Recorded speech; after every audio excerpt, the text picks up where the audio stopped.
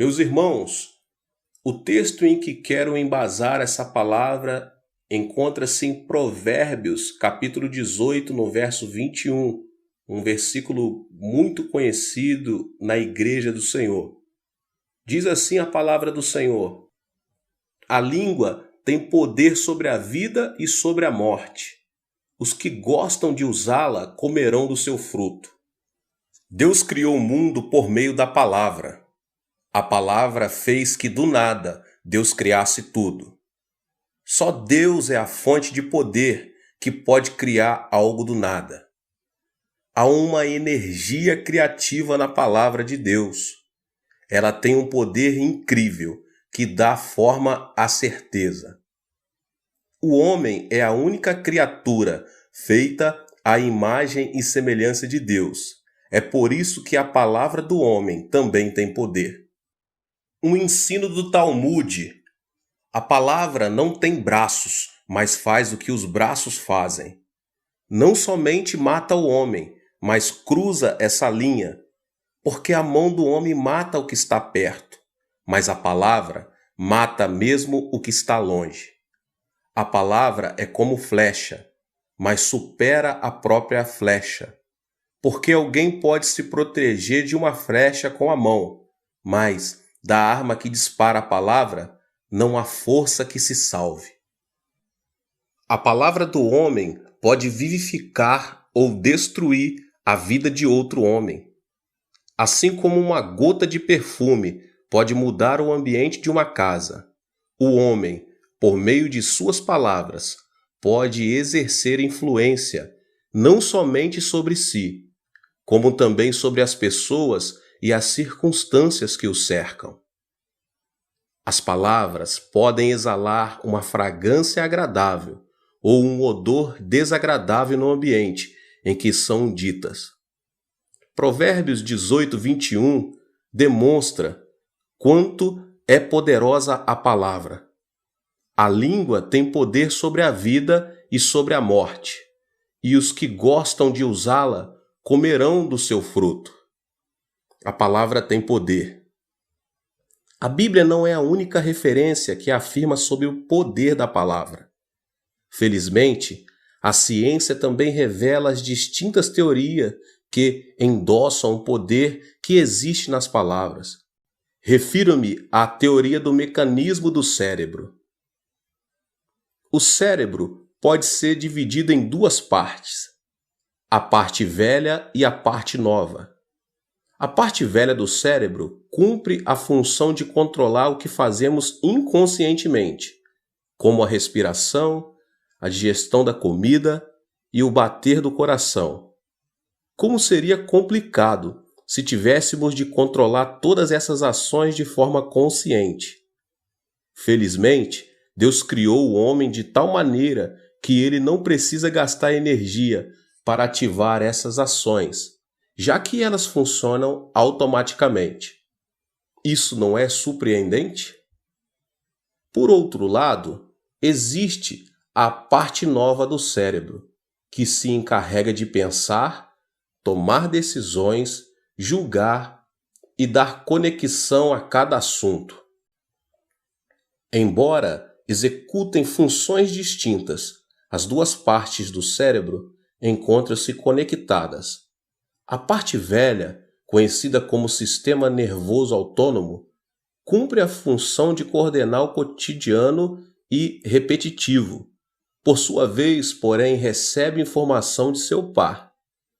A parte nova do cérebro reinterpreta, de forma objetiva, o que existe e o transmite à parte velha.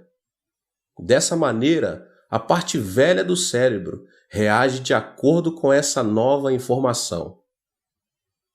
O surpreendente de tudo isto é que a parte velha do cérebro não reage de maneira direta ao que existe, mas age de acordo com a informação que foi processada pela parte nova. Isso é realmente incrível, porque evidencia o que sempre tenho pregado. Por mais que as circunstâncias tornem-se negativas e não se veja coisa nenhuma, não se ouça nada nem se apalpe nenhuma evidência. Conserva-se aquele pensamento ativo que diz: posso fazê-lo. Se pode, vamos fazê-lo. Então a parte nova do cérebro envia essa informação à parte velha. Desse modo, a parte velha do cérebro recebe uma informação positiva, apesar das circunstâncias adversas do momento. A parte velha do cérebro, que recebeu a informação positiva, emite hormônios idênticos ao que emite quando se sente feliz e em paz. Dessa forma, permite que mantenhamos nossa saúde física na melhor condição, assim como quando tudo é positivo, apesar das circunstâncias. Por outro lado, por mais que as circunstâncias sejam positivas, se nossa maneira de pensar é negativa e sem esperança, agrava-se a condição física. Em outras palavras, a questão não é a realidade, mas como interpretamos essa realidade. O surpreendente, meus irmãos, é que existe uma informação mais poderosa do que a forma com que o cérebro pensa. Trata-se de confessar nossos pensamentos por meio dos lábios. Quando expressamos nossos pensamentos por meio dos lábios, a parte velha do cérebro não somente pensa, recebe também uma informação muito mais clara. A confissão da boca ordena a parte velha do cérebro e influencia o metabolismo do corpo. Da mesma forma, há um poder incrível nas palavras. Tanto é assim que as palavras não somente influenciam o corpo por meio do cérebro, como também podem transformar outras pessoas, as circunstâncias e também o futuro. Há poder até mesmo nas palavras que proferimos sem muita ponderação. É um poder que supera até mesmo nossa imaginação. Isso quer dizer que as palavras são como um volante que determina a felicidade ou a infelicidade de nossa vida. Assim como podemos mudar o rumo de um automóvel com o movimento do volante, o futuro de nossa vida e até o de outras pessoas pode ser mudado pelas palavras proferidas. Especialmente na infância, é de grande importância a influência do vocabulário das pessoas com quem a criança se relaciona. Essa é a razão por que, na infância, é necessário ter contato com bons mestres e bons pais. Quem são esses bons pais e mestres? São aqueles que ressaltam os pontos positivos da criança e a ajudam a desenvolver uma plenitude por meio de elogios e motivação. Existe na educação uma teoria chamada efeito Pigmalion, formulada pelo psicólogo Rosenthal. Com o objetivo de comprovar a veracidade dessa teoria, Rosenthal deu a um professor titular a lista de um curso, dizendo: de acordo com o estudo que realizamos, esses alunos têm potencial ilimitado. Assim, se o Senhor conseguir educá-los bem, eles se destacarão no futuro. Tenha isso em conta. Obviamente, o professor observou aqueles alunos durante um ano e, cada vez que eles demonstravam sua capacidade, ele os elogiava. Depois de um ano, as qualificações daqueles alunos tinham melhorado significadamente. Não somente isso, houve uma mudança positiva nas relações pessoais e na atitude em relação ao estudo. O interessante é que a lista de alunos que Rosenthal havia entregado ao professor não era de alunos selecionados, e sim de alunos comuns que não tinham nenhuma capacidade diferente. Ou seja, Rosenthal os havia selecionado aleatoriamente, e a razão por que eles haviam demonstrado qualificação e atitude diferente era terem recebido elogios e motivações permanentes da parte do professor. Aqueles alunos poderiam continuar sendo normais ou tendo baixo rendimento, mas o constante elogio do professor fez que chegassem a ser estudantes exemplares. O elogio tem o poder de transformar o homem. Muitos pensam ser necessária a crítica severa para levar outros à mudança. Ao contrário, porém, a crítica faz que a pessoa criticada tome uma atitude destrutiva ou defensiva. Contrariamente, o fato de elogiar o ponto forte das pessoas faz que elas se concentrem em sua virtude e acaba por transformar sua vida. Não se esqueça de que suas palavras podem mudar a vida de outras pessoas e, em lugar de criticar, esforce-se em elogiar, meus irmãos, e motivar os outros, com o fim de guiá-los para o bom caminho. As palavras podem trazer outras pessoas da desesperança para a esperança, mas podem também provocar o contrário. Existe um vocabulário nos homens de sucesso. Há aproximadamente um século, aconteceu na Inglaterra um fato que ensina a respeito do vocabulário usado por homens de sucesso. Deixa eu lhes contar. O homem de uma fábrica de sapato colocou um anúncio no jornal procurando novos empregados. Tratava-se de um novo projeto, para o que ele precisava de pessoal especializado.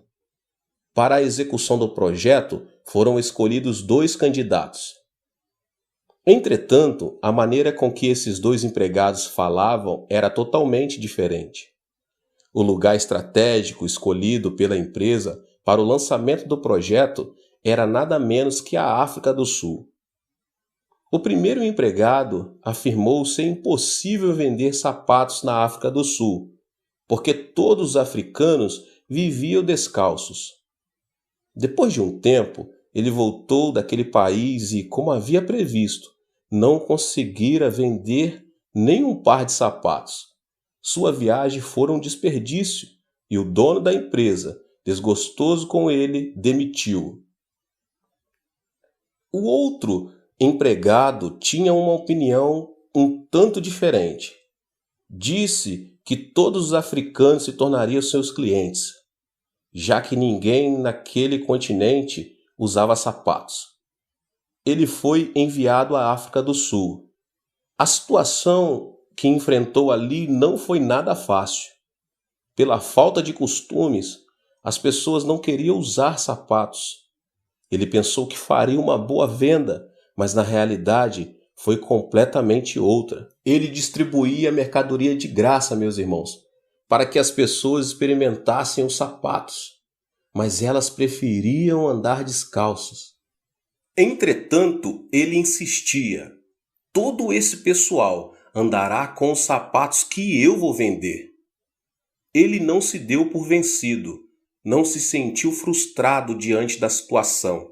Em lugar disso, acreditou que o que os seus lábios haviam confessado se tornaria realidade e não deixou de buscar novas ideias e de se esforçar para pô-las em prática. Apesar de contínuos fracassos, o empregado não deixava de sair em busca de novos clientes. Um dia, ele propôs ao chefe de uma tribo realizar uma corrida de 4 quilômetros. De início, a ideia pareceu fora de propósito, já que os africanos tinham uma resistência inigualável por serem caçadores e, por isso, terem os músculos das pernas bem desenvolvidos. O prêmio era de muito valor. Não havia razão para recusar a oferta, e eles decidiram participar da competição. O empregado havia proposto que a corrida fosse feita num caminho cheio de pedras e espinhos. Como era de esperar, o homem branco perdeu a corrida e os africanos que tinham músculos mais desenvolvidos ganharam a competição e, com ela, um prêmio de grande valor. Tratava-se de mais uma estratégia de venda fracassada. Com certa arrogância, o chefe da tribo aproximou-se do empregado e disse: "Viu? Nossos pés descalços são mais velozes do que os seus pés calçados." O empregado nada pôde fazer senão reconhecer a derrota. Tem razão, nossos sapatos foram superados pelos pés descalços de seus homens. Entretanto, não acho que fomos derrotados. Olhe, os pés de seus homens estão feridos e sangrando, enquanto os nossos pés não têm nenhum ferimento. E sorridente, mostrou seus pés brancos e ilesos. Olhe, os sapatos protegem os pés. Não importam os espinhos, se você andar com esses sapatos, os pés estarão sãos. Este é um presente. Prove-os. E se você precisar de outros pares de sapato, não hesite em vir buscá-los, pois eu darei a você outros de presente. E ele começou a distribuir sapatos entre todos os integrantes da tribo. De início, eles questionaram a necessidade de usar sapatos. As palavras persuasivas do empregado, porém, fizeram que levasse os sapatos para casa, a fim de experimentá-los. Depois de certo tempo, as pessoas começaram a se aproximar do empregado, à procura de novos sapatos. E como ele havia prometido, dava os sapatos de presente àqueles que o procuravam. Depois de 2 anos, o chefe da tribo aproximou-se do vendedor e disse: "Os sapatos que você me deu estão gastos. Preciso de outro par." No tempo em que andavam descalços, as pessoas daquela tribo não sentiam falta dos sapatos. Todavia, depois de se acostumar a usar os sapatos, quando estes se estragavam, eles não podiam tolerar o desconforto de andar sem eles. A partir daquele momento, o empregado começou a vender sapatos pelo preço original. Ele recuperou o valor da mercadoria que usou para fazer a promoção e ainda teve um lucro maior do que isso. Os africanos não tinham dinheiro vivo para comprar os sapatos. Para adquiri-los, eles traziam as pedras mais brilhantes e preciosas do mundo, diamantes. Entre eles estava o maior diamante do mundo, que posteriormente foi reunido ao acervo do Palácio Imperial da Inglaterra. O custo de todos os sapatos que aquele empregado havia distribuído gratuitamente não podia se comparar ao valor daquele diamante. Vivendo uma situação semelhante a essa, certa pessoa declarou: "Não é possível, eu não posso." Foi esta confissão negativa que levou o primeiro empregado a perder uma boa oportunidade, enquanto o segundo empregado afirmou convicto: "É possível, vamos fazê-lo." Com a confissão de palavras positivas, ele alcançou o sucesso. As condições e situações que enfrentamos estão em estado intermediário. Fazer de uma crise uma oportunidade e de uma oportunidade uma crise depende de nossa atitude. Todas as coisas são resultado da atitude que se toma. Ter uma atitude negativa ou positiva, isso depende de nossa decisão. Considerando que a conhecida história dos 12 espias de Israel descreve a importância do poder das palavras, no fato que ela encerra, pode ser encontrado o mesmo ensino. Ao chegar a Cades Barneia, Moisés escolheu 12 espias e lhes disse que observassem a terra de Canaã. Os 12 enviados saíram do mesmo lugar, comeram e beberam juntos, dormiram debaixo do mesmo teto durante 40 dias, tempo em que espiaram a terra de Canaã. O povo de Israel estava na expectativa de notícias daqueles homens. Quando os espias voltaram, todos ficaram atentos às palavras deles, a fim de saber o destino que se seguiriam. Entretanto, 10 deles apresentaram um relatório totalmente negativo. Eles disseram: "Estivemos ali, mas a terra tem muitos montes altos, vales profundos e é cercada por muros. Os habitantes são nada menos que os descendentes de Enaque, e comparado a eles, parecíamos gafanhotos. Não podemos entrar na terra deles, senão nossos filhos serão destruídos." Diante da informação negativa dos espias, o povo de Israel ficou muito frustrado. Choraram durante toda a noite e no dia seguinte disseram que queria um novo líder para voltar para o Egito. Caleb e Josué, porém, acalmaram os ânimos do povo, dizendo: não é assim. A terra onde estivemos é uma terra boa, que mana leite e mel, tal como Deus prometeu. Parecia o jardim de Javé. Se Deus nos enviar, poderemos ir e conquistar a terra. Vamos conquistá-la. Como é possível que pessoas que estiveram juntas durante 40 dias apresentarem relatórios diferentes? Alguém disse: a realidade não existe, e sim a interpretação que dela se faz. Os 10 espias tinham uma postura intermediária, até que julgassem a condição da terra de Canaã. A interpretação feita por eles, porém, levou-os a observarem a situação de forma completamente diferente. O mesmo acontece, meus irmãos, quando colocamos lentes de cor azul e vemos todas as coisas na cor azul. Depois, usamos lentes vermelhas e vemos tudo em chamas. Precisamos nos lembrar de que a realidade e a essência encontram-se numa posição intermediária. A maneira de interpretar é diferente e, por isso, vemos as coisas como queremos que elas sejam vistas. Diante da mesma realidade, pode acontecer de uma pessoa falar de forma negativa e outra falar de forma positiva. Embora em meio às dificuldades, quem usa lentes do que é positivo consegue ver a esperança no fogo que se apaga. Entretanto, se alguém tem as lentes do negativo, percebe uma realidade negativa, embora as circunstâncias sejam positivas. Existe, meus irmãos, um poder destrutivo das palavras negativas.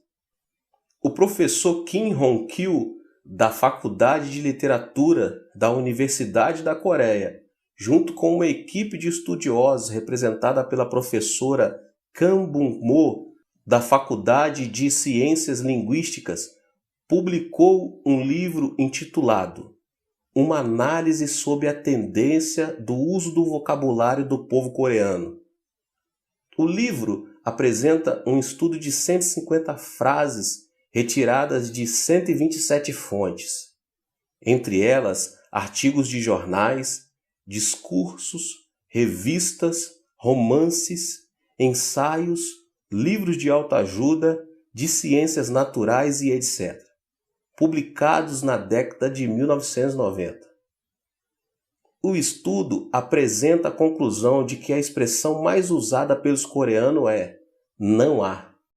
Sem dúvida, meus irmãos, a análise é uma demonstração da existência de uma raiz do negativismo em nossa sociedade, uma clara evidência de que nos concentramos mais no que não temos, ou seja, no negativo, do que naquilo que temos, isto é, no positivo. As palavras negativas fazem com que o futuro da pessoa mostre-se negativo. As palavras negativas fazem o ambiente de uma família tornar-se negativo. As palavras negativas fazem que o futuro de uma nação torne-se triste e obscuro. Assim, se um indivíduo, uma família ou uma nação quiser transformar o seu futuro, primeiramente deve mudar o seu vocabulário. E a fim de mudar o negativo pelo positivo, em lugar de dizer "eu morro", "não posso", "é impossível", deve dizer "é possível", "eu posso fazer isso", "eu tenho em abundância". No entanto, devemos reconhecer que, por sua vez, as palavras negativas também têm poder. O problema é que esse poder é destrutivo. O fato aconteceu numa catedral católica de um pequeno povoado do campo. Durante a missa, o menino que estava ajudando o sacerdote deixou cair o copo com o vinho da Eucaristia. O sacerdote bateu-lhe no rosto e disse: "Jamais pense em voltar a este altar". A partir daquele instante, o menino passou a ter uma ideia negativa de Deus, ou seja, passou a imaginar um Deus rude e sem amor. Como era de pensar, o menino afastou-se de Deus. Ele cresceu e veio a ser o tirano ditador da Iugoslávia, Josip Broz Tito. Algo semelhante aconteceu em outra catedral. Entretanto, ali aquele menino foi perdoado e motivado pelo sacerdote, que o elogiou por reconhecer sua falta. O menino cresceu e chegou a ser um arcebispo muito famoso. Seu nome, Fulton Sheen. As palavras têm um poder e influência muito grande. É por isso que podem vivificar ou destruir as pessoas. As palavras negativas destroem a vida de outras pessoas. As palavras positivas fortalecem e dão vida aos outros. Então, procure pronunciar palavras positivas diante de qualquer situação. Vejam, meus irmãos, o poder das palavras positivas. Quero compartilhar a história de uma empresária que conseguiu sucesso por meio do pensamento e da confissão positiva. A empresária Austin, que prosperou confeccionando roupas íntimas para a mulher, é um exemplo de sucesso conseguido mediante a confissão positiva. Ao realizar um estudo prévio do mercado de roupas, descobriu que, ao comprar roupas íntimas, as mulheres enfrentavam 2 tipos de problemas. Em primeiro lugar, não encontravam roupa para o seu tamanho. As mulheres com excesso de peso também queriam comprar roupas íntimas e bonitas, mas o problema era que nem sequer as roupas eram confeccionadas em seu tamanho. Ao observar isso, a mulher passou a fabricar roupas íntimas para mulheres com excesso de peso. Em segundo lugar, as mulheres nessas condições sentiam certa vergonha ao pedir o tamanho extra grande. A etiqueta GG transmitia uma sensação de humilhação à compradora em potencial. Era óbvio que, mesmo havendo tamanhos grandes, a maneira de apresentar a roupa era importante. Assim, Austin teve uma ideia brilhante. Em vez de dizer GG, ela passou a usar a etiqueta Queen, que significa rainha.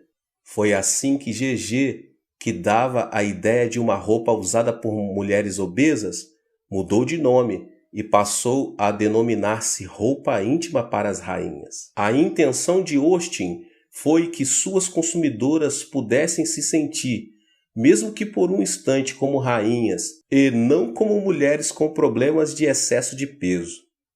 A confissão positiva e a fé fizeram com que essa mulher prosperasse em sua empresa. As palavras puderam transformar uma mulher com problemas de excesso de peso em uma rainha. E caiu na armadilha das palavras que você mesmo disse, está prisioneiro do que falou. Provérbios 6:2. As palavras têm um poder extraordinário. Portanto, se conseguirmos usar a nossa confissão de maneira adequada, de acordo com a criação divina, certamente o milagre de Deus se manifestará em nossa vida. Nós precisamos conhecer o poder das palavras que governam a nossa vida. As palavras do homem têm o poder de influenciar. Embora não sejam visíveis aos olhos físicos, as palavras têm o poder de dar vida ou de destruir a vida de outras pessoas, indo além do tempo e do espaço. Isso acontece porque o homem é a única criatura que foi criada segundo a imagem de Deus. A palavra de Deus, meus irmãos, tem um incrível poder criativo. Ele criou o mundo pelo poder de sua palavra. Da mesma forma, o poder da palavra encontra-se em nosso genes. As teorias científicas o demonstram. De acordo com a ciência, tanto o pensamento como a confissão da palavra influencia os micróbios e o corpo humano. A Bíblia e a ciência concordam em que existe poder nas palavras. Assim, devemos procurar fazer uso correto de nosso vocabulário. As palavras negativas têm um poder destrutivo E é por isso que devemos concentrar em usar palavras criativas que transmitem esperança. Assim, poderemos empregar corretamente o poder da palavra que nos foi dado. Meus irmãos, que Deus abençoe a cada um de vocês.